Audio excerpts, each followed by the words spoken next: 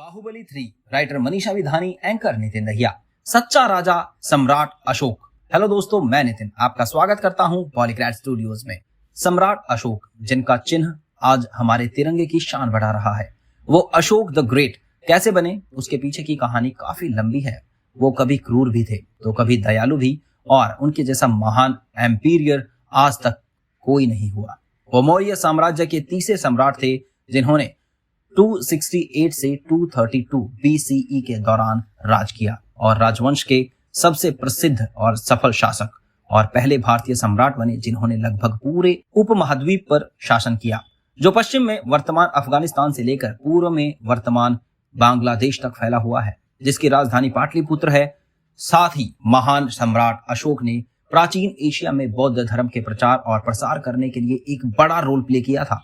सम्राट अशोक बिंदुसार के पुत्र थे और मौर्य राजवंश के संस्थापक चंद्रगुप्त मौर्य के पोते थे। उनके पिता ने शासनकाल के दौरान उन्होंने मध्य भारत में उज्जैन के राज्यपाल के रूप में कार्य किया। कुछ बौद्ध धर्म ग्रंथों के अनुसार उन्होंने तक्षशिला में एक राजकुमार के रूप में एक विद्रोह को दबा दिया और अपने पिता की मृत्यु के बाद सिंहासन पर बैठने के लिए अपने भाइयों को मार डाला। कहा जाता है कि उन्होंने अपने 100 भाइयों को मारा था, लेकिन इस बात की कोई खास अशोक के शिलालेख में कहा गया है कि 8वें शासनकाल यानी C 260 ईसा पूर्व के दौरान उन्होंने एक बड़े ही क्रूर युद्ध के बाद कलिंग पर विजय प्राप्त की और युद्ध के कारण हुए विनाश में उन्हें हिंसा का पश्चाताप करने के लिए प्रेरित किया। कलिंग क्षेत्र में पाए गए उनके शिलालेखों में यह भी बताया गया है कि अशोक ने कलिंग के लोगों के सामने अपने पश्चाताप को स्वीकार करना राजनीतिक के रूप में अनुचित माना। अशोक ने बाद में खुद को धम्म या धर्मी आचरण के प्रचार के लिए समर्पित कर दिया, जो कि उनका प्रमुख विषय बन गया था। अशोक के शिलालेखों के अनुसार बिंदुसार अशोक को उसकी ब्लैक स्किन की वजह से नापसंद करते थे। एक दिन बिंदुसार ने तपस्वी पिंगला वत्सजीव को, एक महान बौद्ध तपस्वी थे, उनसे यह निर्धारित करने के लिए कहा कि उनके पुत्रों में से कौन उनके उत्तराधिकारी होने के योग्य हैं, और उनके बाद उन्होंने तपस्वी की सलाह पर सभी राजकुमारों को स्वर्ण मंडप के बगीचे में इकट्ठा होने के लिए कहा। अशोक जाना नहीं चाहते थे क्योंकि वो जानते थे कि उनके पिता उन्हें नापसंद करते हैं, लेकिन उनकी मां ने उन्हें वहां जाने के लिए मना किया। जब मंत्री राधागुप्त ने अशोक को राजधानी के बगीचे यानी स्वर्ण मंडप जाने के लिए निकलते देखा तो उन्होंने यात्रा के लिए राजकुमार को एक शाही हाथी दिया। बगीचे में पिंगला वत्सजीव ने राजकुमारों की जांच की और महसूस किया कि अशोक अगला राजा होगा, लेकिन वो जानते थे कि ठगे की बिंदुसार अशोक को पसंद नहीं करते और उन्हें नाराज करने के बचने के लिए तपस्वी ने उत्तराधिकार का नाम बताने से इनकार कर दिया। इसके बजाय उसने कहा कि जिसके पास सबसे अच्छा पर्वत, आसन, पेय, पात्र और भोजन होगा वही अगला राजा होगा, और हर बार उसने घोषणा की कि अशोक हर एक कसौटी पर खरा उतरा है। बाद में उस तपस्वी ने अशोक की मां से कहा कि उसका बेटा अगला राजा होगा, और उसकी सलाह पर बिंदुसार के क्रोध से बचने के लिए उस तपस्वी ने राज्य छोड़ दिया। कई सारी किंवदंतियों में यह भी कहा गया है कि बिंदुसार ने अशोक के बदसूरत होने की वजह से उन्हें नापसंद तो किया ही, लेकिन साथ ही उसमें यह भी कहा गया है कि बिंदुसार ने अशोक को तक्षशिला में एक विद्रोह को दबाने और उज्जैन पर शासन करने की जैसी महत्वपूर्ण जिम्मेदारियां भी दी थी। इससे यह पता चलता है कि बिंदुसार राजकुमार अशोक के अन्य गुणों से भी प्रभावित थे, और साथ ही कई एक्सपर्ट ऐसा कहते हैं कि उन्होंने ऐसा इसीलिए किया ताकि वो अशोक को शाही राजधानी से दूर रख सकें, ताकि उन्हें अशोक का बदसूरत चेहरा ना देखना पड़े। लेकिन जो भी हो, राजकुमार अशोक ने अपने गुणों से उज्जैन को जीत भी लिया और उस पर राज भी किया, और उनके पिता के अलावा उन्हें सभी पसंद करते थे और उनका सम्मान भी करते थे। आखिर इंसान का काइंड हार्ट ही उसे खूबसूरत बनाता है, ना कि उनका बाहरी पहनावा या खूबसूरती। बौद्ध धर्म के अशोक वदान के अनुसार राजा बिंदुसार ने राजकुमार अशोक को तक्षशिला शहर, जो आज पाकिस्तान में भीरटिला के नाम का एक शहर है, वहां एक विद्रोह को दबाने के लिए भेजा। लेकिन श्रीलंकाई परंपरा के ग्रंथों में यह बताया गया कि बिंदुसार ने अशोक को उज्जैन पर शासन करने के लिए भेजा था। 2 अन्य बौद्ध ग्रंथ, अशोक सूत्र और कुणाल सूत्र में यह कहा गया है कि बिंदुसार ने अशोक को गांधार, जहां तक्षशिला स्थित था, वहां के गवर्नर के रूप में नियुक्त किया था, न कि उज्जैन में। जबकि अशोक वदना कहता है कि बिंदुसार ने अशोक को चौगुना सेना, जिसमें काफी सारे घुड़सवार, शाही हाथी, रथ और हजारों की संख्या में पैदल सेना प्रदान के लिए, इस सेना के लिए कोई भी हथियार प्रदान करने से इनकार कर दिया। और उसके बाद अशोक ने घोषणा की कि अगर वो राजा बनने के योग्य हैं तो उसके सामने हथियार खुद ब खुद प्रकट हो जाएंगे, और ऐसा ही हुआ। अशोक एक सच्चा राजा था और उसने इसीलिए ऐसा कहा जाता है कि देवता पृथ्वी से निकले और अशोक की सेना के हथियार प्रदान किए। और जब अशोक तक्षशिला पहुंचे तो वहां के नागरिकों ने उनका भव्य स्वागत किया और उन्हें बताया कि वो सिर्फ वहां के दुष्ट मंत्रियों के खिलाफ ही विद्रोह कर रहे थे, उनके राजा के खिलाफ नहीं। उसके कुछ समय बाद खासा नाम के क्षेत्र में भी अशोक का इसी तरह स्वागत किया गया था और देवताओं ने घोषणा की कि वो पूरी पृथ्वी पर विजय प्राप्त करेगा और उसे आशीर्वाद दिए। तक्षशिला एक समृद्ध, काफी बड़ा और प्रभावशाली शहर था और ऐतिहासिक बातें ये भी साबित करती हैं कि अशोक के समय तक उसे उत्तरापथ व्यापार मार्ग के जरिए मौर्य राजधानी पाटलिपुत्र में अच्छी तरह से जोड़ा गया था। हालांकि किसी भी समकालीन स्रोत में तक्षशिला विद्रोह का उल्लेख नहीं है और न ही कहीं ऐसा लिखा गया है कि वो वहां का दौरा करने गए हैं। लेकिन अशोक के एक शिलालेख से इसकी पुष्टि की जा सकती है, जहां वो की पौराणिक भाषा में लिखा गया था और उसमें अशोक को प्रियदर्शी का नाम दिया गया था और साथ ही उन्हें एक धर्म राजा का नाम भी दिया गया है। इसके साथ ही देवताओं द्वारा चमत्कारित रूप से अशोक के लिए हथियार लाने की कहानी भी इसी शिलालेख में है, जिसके अनुसार देवताओं ने अशोक की मदद इसीलिए की क्योंकि उनके पिता बिंदुसार हैं, जो अशोक को नापसंद करते थे। वो चाहते थे कि अशोक तक्षशिला में विफल हो जाए, लेकिन देवता जानते थे कि अशोक एक सच्चा राजा है जो पूरी पृथ्वी पर राज करने की काबिलियत रखता है।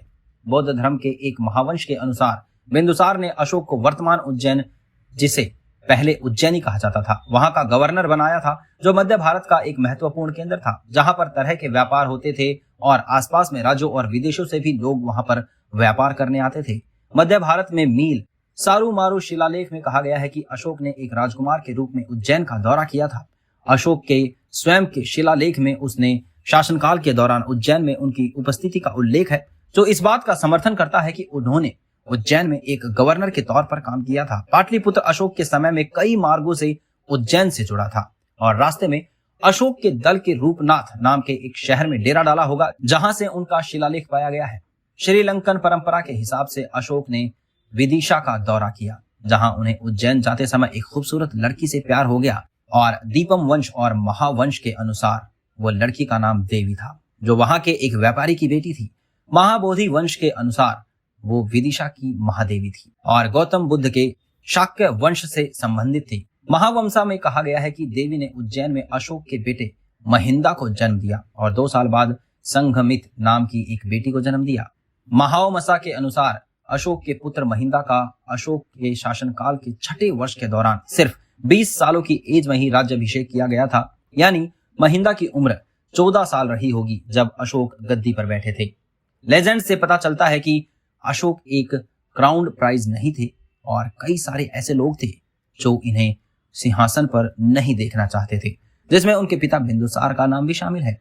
अशोक वदना के अनुसार बिंदुसार में सबसे बड़े बेटे सुसीमा ने एक बार मजाक में एक गंजे मंत्री के सिर पर थप्पड़ मार दिया था और उन मंत्री को चिंता थी कि सिंहासन पर बैठने के बाद सुसीमा मजाक में तलवार से उसे घायल कर सकता है। इसीलिए उन्होंने समय आने पर सिंहासन के लिए अशोक के दावे का समर्थन करने के लिए 500 मंत्रियों को उकसाया, क्योंकि अशोक के चक्रवर्ती सम्राट बनने की भविष्यवाणी की गई थी। कुछ समय बाद तक्षशिला ने फिर से विद्रोह किया और बिंदुसार ने विद्रोह को रोकने के लिए सुसीमा को भेजा। कुछ ही समय बाद बिंदुसार बीमार पड़ गए और वो कभी भी दम तोड़ सकते थे। विद्रोह को दबाने में असफल होने के कारण सुसीमा अभी भी तक्षशिला में ही था। बिंदुसार ने उन्हें राजधानी में वापस बुला लिया और अशोक को तक्षशिला जाने के लिए कहा। हालांकि मंत्रियों ने उन्हें बताया कि अशोक बीमार थे और उन्होंने सुझाव दिया कि वो तक्षशिला में सुसीमा के लौटने तक अस्थायी रूप से अशोक को सिंहासन पर बैठा दें। और जब बिंदुसार ने ऐसा करने से इनकार कर दिया तो अशोक ने घोषणा की कि यदि सिंहासन सही तरीके से उसका है तो देवता उसे अगले राजा के रूप में ताज पहनाएंगे, और हुआ भी ऐसा ही। उस समय बिंदुसार की मृत्यु हो गई और अशोक का अधिकार पृथ्वी के ऊपर स्थित यक्ष क्षेत्र और पृथ्वी के नीचे स्थित नागा क्षेत्र सहित पूरी दुनिया तक फैल गया। जब सुसीमा राजधानी में लौटे तो अशोक के राजमंत्री राधा गुप्त ने उसे चारकोल के एक गड्ढे में गिरा दिया और सुसीमा की दर्दनाक मौत हो गई और उसका सेनापति भद्रा एक बौद्ध भिक्षु बन गया। तो वही महावमसा कहता है कि जब बिंदुसार बीमार पड़ा, अशोक उज्जैन से पाटलिपुत्र लौट आया और राजधानी पर अपना नियंत्रण हासिल कर लिया। और अपने पिता की मृत्यु के बाद अशोक ने अपने सबसे बड़े भाई की हत्या कर दी और सिंहासन पर बैठा था। तो साथ ही ये भी कहा गया कि उन्होंने अपने 99 भाइयों को मार डाला, जबकि दीपवंश कहता है कि उसने अपने 100 सौतेले भाइयों को मार डाला था और 4 साल बाद उसका राज्याभिषेक हुआ। जबकि काफी सारे एक्सपर्ट्स इस बात को नहीं मानते हैं, क्योंकि अशोक का राजा बनना तो तय था, क्योंकि भविष्यवाणी के हिसाब से वही एक सच्चे और नेक राजा थे। श्रीलंकन ग्रंथ महावमसा और दीपवंश के अनुसार अशोक ने गौतम बुद्ध की मृत्यु के 218 साल बाद सिंहासन संभाला और 37 वर्षों तक शासन किया। श्रीलंकन और उत्तर भारतीय दोनों परंपराओं का दावा है कि अशोक बौद्ध धर्म से पहले एक हिंसक इंसान था। तारानाथ ये भी कहते हैं कि अशोक को शुरू में कामाशोक कहा जाता था क्योंकि उन्होंने अपने कई साल आनंददायक कामों में बिताए थे और तब उन्हें चंदाशोक या अशोक द फियर्स भी कहा जाता था। और अंत में जब उन्होंने बौद्ध धर्म अपनाया तब उनका पूरा व्यक्तित्व ही बदल गया और उन्हें धर्म अशोका या अशोक द राइटर्स कहा जाता है। और अशोक जैसे एक सच्चे और नेक राजा की कहानी पर बेस्ड हो सकती है एसएस राजामौली की आने वाली फिल्म बाहुबली 3 की कहानी। तो आपको क्या लगता है, कैसी होगी उनकी ये आने वाली फिल्म? हमें कमेंट्स करके जरूर बताइएगा। धन्यवाद।